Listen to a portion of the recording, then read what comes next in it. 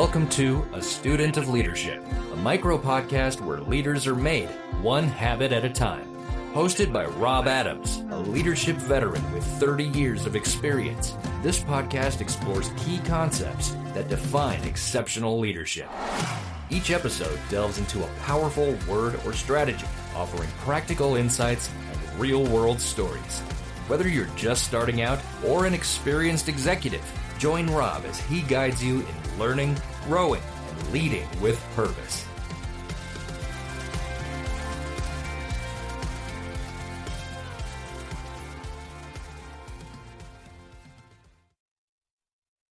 Hello, everyone, and welcome to episode 75 of A Student of Leadership.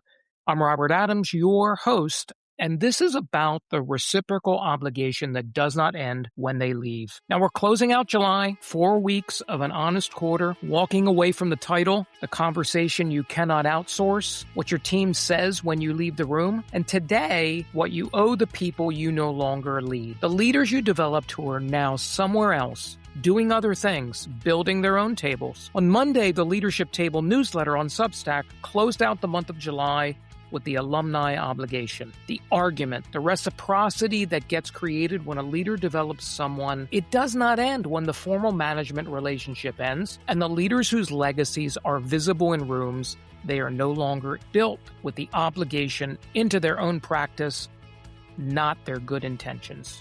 Now, if you have not read it, the link is always in your show notes. And Friday's Breaking Bread on LinkedIn closes out July with the play. 6:45 Eastern Standard Time, link in the notes. And if you missed last week's episode 74 was on the audit your team runs on you every day, drawing on my Marshall Goldsmith Stakeholder Setting Coaching certification. This episode is in your feed and pairs directly with the one we're going to talk about today. Now, I've had a chance over the last several weeks to start and be thinking about my own alumni relationships since I transitioned out of UniPro Foodservice. I've referenced the transition a few times across my July content, and today is the first time I'm ready to talk about this specific piece of what the transition has produced, which is unexpected clarity about how much of my own leadership story is owed to leaders who developed me and how many leaders I've developed across the 30-plus years that I've let drift into infrequent contact in ways I would now prefer to repair. Now, this is not a piece about regret. It is a piece about practice. And the practice question, which is the one that matters most, is whether the alumni relationships I have are functions of either intentional discipline or accidental drift. Now, the honest answer when I ran that audit on myself was that some of them are intentional and many of them are accidental. There are leaders I've developed 20 years ago who I am still in real relationships with because I've made that choice consistently. And there are also leaders I developed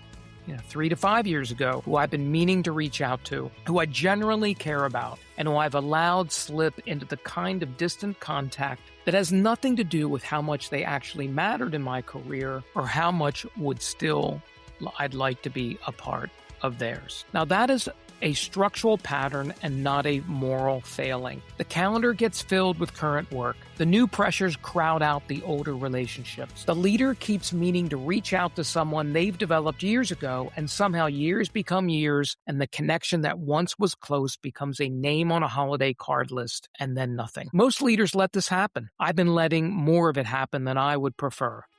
And in the place-setting framework, this is the spoon at its longest reach, the pouring that does not stop because the roll does. And it is the table at its most expansive state. The legacy of the table you built is not the team you currently have. It is the leaders you sent forward who are now setting their own tables somewhere else. Now, if this content resonates, the Leadership Table newsletter goes much deeper every Monday morning.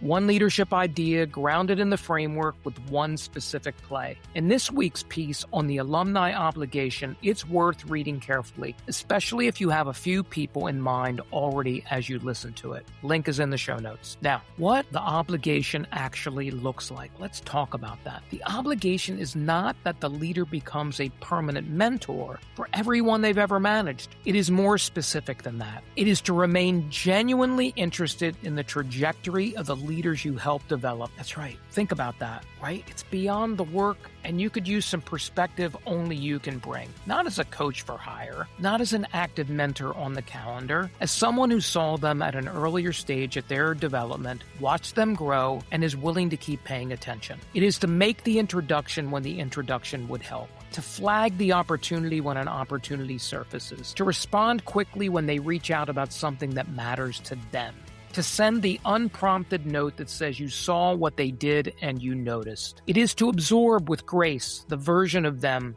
that has surpassed where you were when you were developing them. In fact, the leaders I've most respected have all been able to look at someone they've invested in, going further than themselves, and feeling nothing but pride. Monica Rothgary's documented career is one of the clearest public examples of this. From mopping floors at KFC at 15 to COO at KFC US. The line from the teenager to the executive does not exist without every leader along the way who invested in her. And her own development culture as she rose carried forward exactly what had been poured into her. Each leader who developed her was, in effect, also developing all the leaders she would later develop. Now, that compounding is the structural function of the alumni obligation. It is what makes leadership development genuinely scale across the generations. Now, the three patterns among leaders whose alumni stay close, we're going to talk about each of them individually right now. That first pattern is they reach out without even asking. The most common alumni outreach pattern is the one with the ask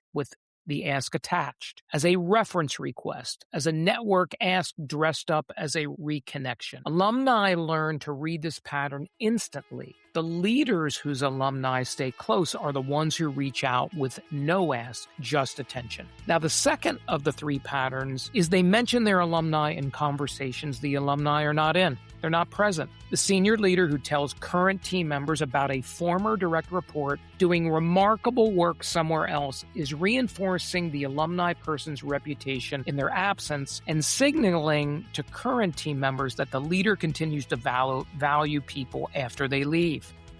Both signals compound. And the third of the patterns is they show up when something significant happens. A promotion, a new venture, a major loss, the leadership transition. The leaders who bother to be present for those moments, even briefly, build something their alumni that no amount of routine reaching out can replicate. Now, AI is useful for the operational side of all of what we're talking about. Reminders, CRMs, calendar scaffolding.